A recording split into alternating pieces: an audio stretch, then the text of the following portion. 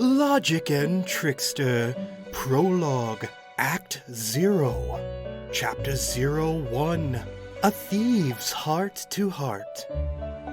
The Phantom Thieves, once known throughout the world as chivalrous vigilantes, have decided upon one last heist for the greater good.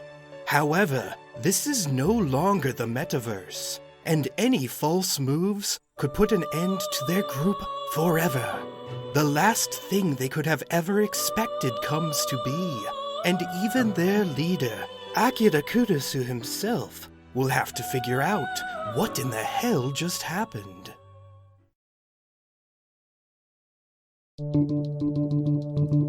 One by one, I can see the lights within the building shut off. I can practically hear the echoes of loud, metallic clicks as the breakers somewhere within are flipped, shutting off power to various utilities. This is just what I've been waiting for. I'm careful to make no noise as I crawl out from under a nearby bush. Only a few more moments until my best shot at pulling this off. The final lights shut down with a clank. The building is as dark as the night surrounding it, only barely illuminated by proximity to the intense streetlights pointed downwards at the parking lot, taking up the entire perimeter. In addition, the building's outside security lights still glow strongly, as do the same type of outside lights, lining the top of the warehouse next to the main building. The first big obstacle will be making it inside without being spotted, while still visible under the outside lights. I can hear my teammates clearly from the communicator in my ear. Now's your chance, Joker! Mona excitedly encourages, giving me my cue. Skull is practically giddy. Man, it is so cool using old codenames again. I can't help but smirk. It's good to be back. I tap my fingers to the ground and lean onto the fronts of my shoes, ready to make an explosive sprint across the parking lot. 3, 2, 1. Be careful not to overdo it, Joker. Queen cautions. It's been years. Your body may not be able to handle what it used to do. No way. Skull interjects. I know this guy better than anyone, and there's no way he hasn't been practicing his running. We made a promise, right? As I race as fast as my legs will take me, a million memories of seasons past flood my subconscious, bringing me a deep warmth. Combined with the exertion and adrenaline, this emotional mixture has me feeling on top of the world. I cross the entire length of the parking lot in a matter of moments. Skull's right. Panther agrees. This is our leader we're talking about. If anyone can pull this off, it's him. Eyes on the prize, guys. Oracle speaks. You're coming up on the first checkpoint now. The name of the game's the same, yet another infiltration. But things are different this time. The methods, the stakes, it's a new ballpark. Even my clothes, regrettably, lack the style I was so used to having. Dark clothing with a backpack and a beanie hat just don't have the same flair as the image that my inner rebel used to. But now's neither the time nor the place. The secret path is open exactly where we planned it, right, Joker? Fox questions. Great work arranging for the food delivery tonight, NOIR. Queen praises, both impressed by the resources of our ally, as well as confident in the continuing success of the mission as it progresses. No infiltration would go smoothly without a concrete plan, and I have my team to thank for this one. We all put our minds to work, coming up with a thorough means to get inside the building. Sure enough, I can see my target. A delivery truck parked along the nearest side of the building, courtesy of Okumura Foods. As I near the end of my sprint, I drop down and slide across the ground right under the vehicle, safe and out of sight for the moment. With the truck parked at this specific spot, I can climb atop it and reach the roof above the auxiliary building next to the museum. I wait down underneath as I can hear workers chatting and unloading the contents of the truck. I'll have to wait for them to go inside before I can keep going. I didn't do much. Noir replies, as humble as always. My company already supplies the food court here on a regular basis. I just altered the delivery schedule. Either way, you got us our in. Mona praises. I couldn't be more proud of my prodigies. I taught you all so well! I hear the noises of the workers trail off in the distance. I emerge from my hiding spot and move as quickly as possible. An 18-wheeler is rather tall, and scaling one isn't as simple as it sounds, even for me. But in a lot of ways, I feel like I'm riding a bike. I jump and plant my leg against the side, push myself up with a kick, and grab onto the top edge of the trailer. Before I even realize it, my body is moving on its own, and I combine my momentum with the strength of my arms to pull myself up with a roll, and with that, I'm on top of the truck. From the trailer of the truck, it's an easy climb to reach the top of the roof. This warehouse, though spacious, is only one floor, unlike the much larger museum it accompanies. Naturally, the food delivery truck had been parked next to the delivery reception area, which leads into the cold storage for the food and other things. On the far side of the roof, I can see a giant metallic cocoon housing a large fan, which is undoubtedly above an aperture, leading into the air ducts of a ventilation system. Get ready to cut off the power to cold storage in a few seconds, Oracle. Mona instructs. No problem. She replies. Get ready, Joker. I'm turning the fan off now. Without sharp metallic blades spinning rapidly, I'm able to climb into the system and slide right past the fan and into the tunnels below. The tubes I'm within are wide enough for me to crawl through on my stomach. However, as the system regulates a freezer of some sort, the metal feels unbelievably cold to the touch, and my whole body feels numb by the time I reach a ventilation shaft to drop down through. I can hear the fan above restarting, and I can feel the beginnings of an intense wind pushing through the tunnels right before I'm able to get out. I drop down from the ceiling and land right in the center of a room so cold that its freezer doors seem to be iced over. I hear talking and footsteps, and immediately find a place to hide behind some boxes. Even the Okumura delivery staff have no idea they provided a way for me to get inside, which unfortunately means I can't even be spotted by Noir's own company workers. It's not like she can just tell her employees that she's aiding a phantom thief, after all. The men and women pass by, none of them suspecting a thing. Now that they're out of sight, I'm free to move again, and I briskly exit the freezer. The immediate warmth is refreshing, and I feel much more comfortable as I head through a narrow hallway leading into the main building. As use of the building has just ended, this hallway was unlit and perfectly dark. Perfect time for me to put on the night vision goggles that I had Oracle modify. With these, the rest of the team will see what I see through an installed camera as well. This plan's going great! Thanks again, Noir. Skull compliments. Climbing onto the truck and entering through the roof worked perfectly. If anything, we should be thanking Fox. Noir returned, shifting the focus. It's incredible he was able to paint a piece so beautiful that the museum put it on display immediately. I hear Fox's signature chuckle and can practically see his face with his eyes closed through his smile filled with zen. It so pleases me to receive compliments from someone with as refined a taste as yours. He thanks. She has a point. Queen agrees. Without getting personally acquainted with the curator, you would have been able to investigate inside of his office earlier. As usual, Oracle vies with Fox for attention, and their pseudo-rivalry is almost charming. What about me, huh? Without my camera tech, we wouldn't even be watching with Joker. Praise me too! Grow up, you guys. Panther warns sternly. We're distracting him. Ugh, Skull spits, irritated. this pisses me off. We should be out there with him. Agreed.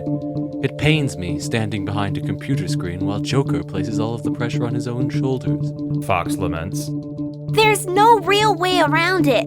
Mona confirms with chagrin. It just isn't feasible for a stealth mission to have so many people all breaking in. We'd be caught immediately. Still, it doesn't feel right. Queen argues. I can truly tell how much my friends are worried about me. That's just one more reason I can't let them down. The conclusion of the hallway I'm in is a door leading into the ground floor of the museum itself. Naturally, it's locked from the inside, and it'll take a bit of thievery skills to get in. I'm better with treasure chests than doors, but I'm able to accomplish my goal regardless. After loosening the mechanisms with my toolkit, I'm able to slide one of my cards down the narrow gap between the door and the wall, and I can feel the card connect to the metal piece holding the door shut. By sliding the card at a good angle, I slowly push the mechanism back into the door, allowing it to open. Creative! Fox praises. Who knew the skill cards I made could be used in such a way? I enter the building, and I make sure the door closes quietly behind me. I seem to be smack dab in the middle of one of the tour paths. So, what are we on the lookout for? Skull asks, with a mixture of excitement and unease. Guards walking in intricate patterns? Guard dogs? Armed guard dogs? Mona chuckles. This is a museum, Skull, not a Bangor prison. They don't have the money or even the need to hire security like that. I'd wager that there's a single guard off in a room somewhere watching a screen of monitors at best. And that won't be a problem either, correct? Queen questions for clarity. Oracle, you've definitely gotten into the camera systems, right? Aye, Queen. I'm actively looping the recording footage in whatever room Joker is in, so they'll never see him. If something goes wrong, I'll go in and delete all the footage on the server, too. She confirms. That's our navigator for you. Queen chuckles. We're definitely going to succeed. If my memory of the layout serves, this hallway is part of an exterior network of halls to help the staff get around the ground floor faster. The hall from the cold storage leads straight to the food court area, but it has many auxiliary pathways which lead to various points in the museum. The location of the door I opened just happens to be within the military history tour. The walls are lined with old photographs, and the glass cases house old torpedoes, rifles, and informational displays. I need to keep moving because I'm still far away from the objective. It's pretty eerie, seeing full military suits on mannequins, and I almost feel like I'm being watched by the displays. It's as if there were actual eyes underneath the gas masks and aviator goggles, carefully observing. The stretch of the tour is long and uncomfortable, but I finally exit the expansive exhibit. From here, it seems to be a hub area leading to a variety of other exhibits. The only path which interests me is the staircase leading up to the higher floors. I run up 2 flights and enter the 3rd floor. Much like the floors below, this hub area has a variety of hallways and paths leading to whichever tour or exhibit museum guests can choose to go on. I recall that my ultimate goal is the enormous atrium in the center of the museum. The trick from here on out is finding the quickest path to get there. I open the door on that path and head inside. I find myself almost bumping into a person standing right in front of me. Everyone and everything goes silent. I smirk and walk right past the figure. Good! You've made it to the Wax Museum section. Mona narrates. Be careful not to break any of the statues. Much like the other tours, the path I take is predetermined. The inside of the Wax Museum is almost labyrinthine, with dozens of detailed models of all types of people lining the walls. I proceed slowly and carefully, just to be sure I don't accidentally damage any of the sculptures. By the time I near the end of the tour, I'm so accustomed to the quiet and motionlessness that it almost makes me jump to hear the doorknob jumble open. Someone's here. Damn. A door at the end of the tunnel creaks open at a snail's pace, but I can see the illumination of a flashlight creep through the crack and expand as the door opens wider and wider. A head and an arm extend into the room and look around, aiming the flashlight at various locations. Is anyone there? A man calls, half with authority but half with nervous reservation. From the cover of one of the wax statues, I'm able to hide from sight. The guard doesn't seem to make any attempts to enter the room, or move from the door at all. I can't blame him. It'd probably feel creepy to walk through a wax museum like this by the light of a flashlight.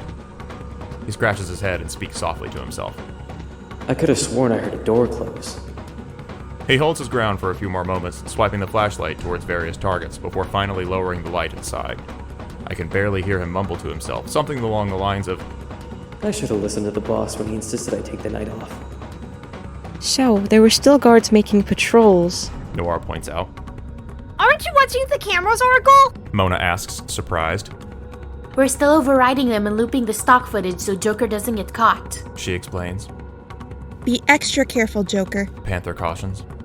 I give it some time to make sure the guard is long gone before I continue, and I exit through the same door that he had come in from. The only way to go is forward now. I find myself in a curved hallway, one which I can tell surrounds a circular center. Just a little farther now. Good work, Joker. Fox praises. You've reached the atrium. I can hardly believe how huge it is. Noir comments in awe. Sure enough, the atrium is the main attraction of the museum. While the rest of the museum is neatly organized by subject matter into convenient tour paths, the atrium houses literally everything else, though primarily artwork. It is a vast, rounded circle of a room 3 stories tall. The atrium floor itself is only on the ground level. The higher stories are in fact simply balconies, clinging to the rounded perimeter of the room, and the topmost of which is where I find myself standing. The balconies have pedestals and picture frames showcasing a variety of artwork and oddities, but the primary design focus is the idea that anyone standing on any floor of a balcony can see a full, uninhibited view of the entire ground floor and all the wonders it contains. Even the empty sky above the ground is sparsely populated, with quite a few hanging displays, such as airplanes, chandeliers, large pieces of modern art, and other various lighting fixtures. The ceiling is completely crystal clear glass, letting the full light of the moon passionately caress the interior. Even a baseball field would look and feel small compared to the sheer size of this room. However, I have to keep focused on the sole reason I'm here. The museum curator's office is in a room connected to the 3rd floor balcony, right where I am now. Joker, look! Queen points out with a soft voice but sharp urgency. There's a person on the opposite end of the balcony, walking away from the office, heading towards the stairs which will lead them down to the 2nd floor and beyond. I'm lucky they haven't noticed me, but it's such a gigantic room and it's so dark that perhaps I'd be surprised if they did. Who's that? Skull asks. It's probably the curator. He must have stayed to work late. Queen reasons. Joker, I can't really see from here. Is he carrying the briefcase? Oracle presses with urgency.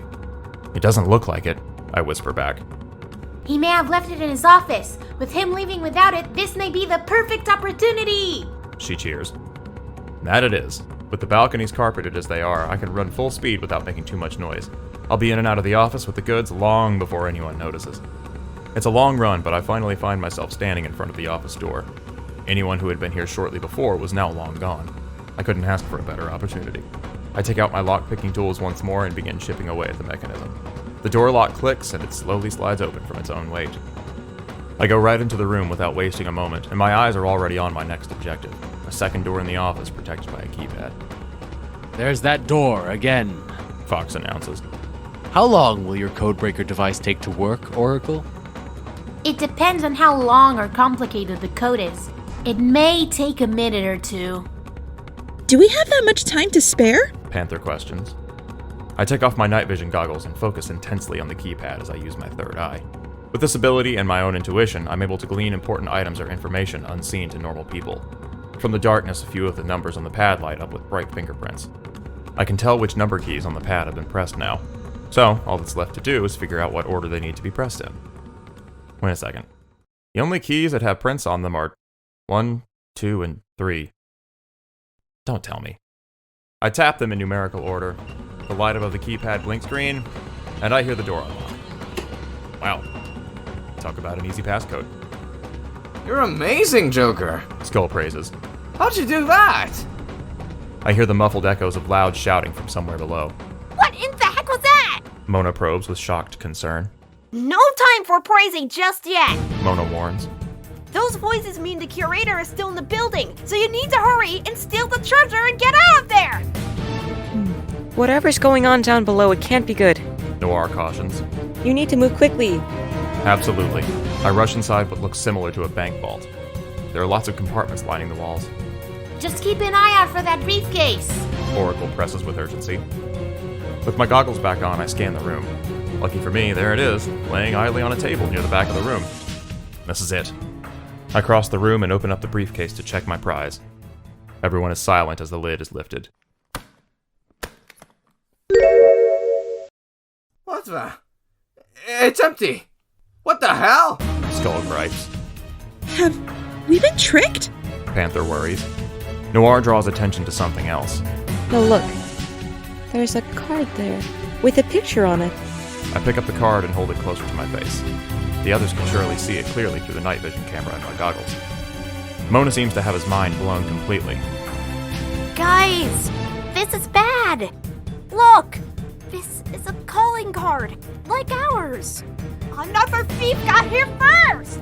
He shouts, both angry and confused. The card has a symbol of a mask, what I presume to be a name, and the message, "Salutations," in English. Who is DEMASQUE? Queen questions. A grandiose voice echoes laughter from outside of the office, coming from the atrium.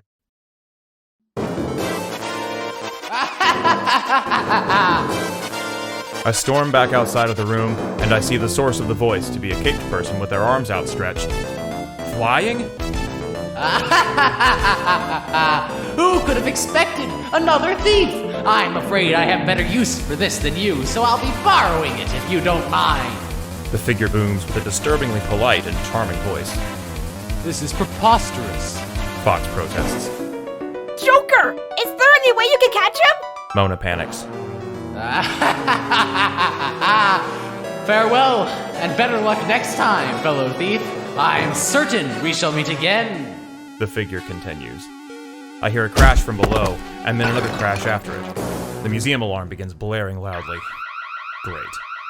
The other thief flies through the atrium glass, out into the open sky, and disappears with the light of the moon at their back.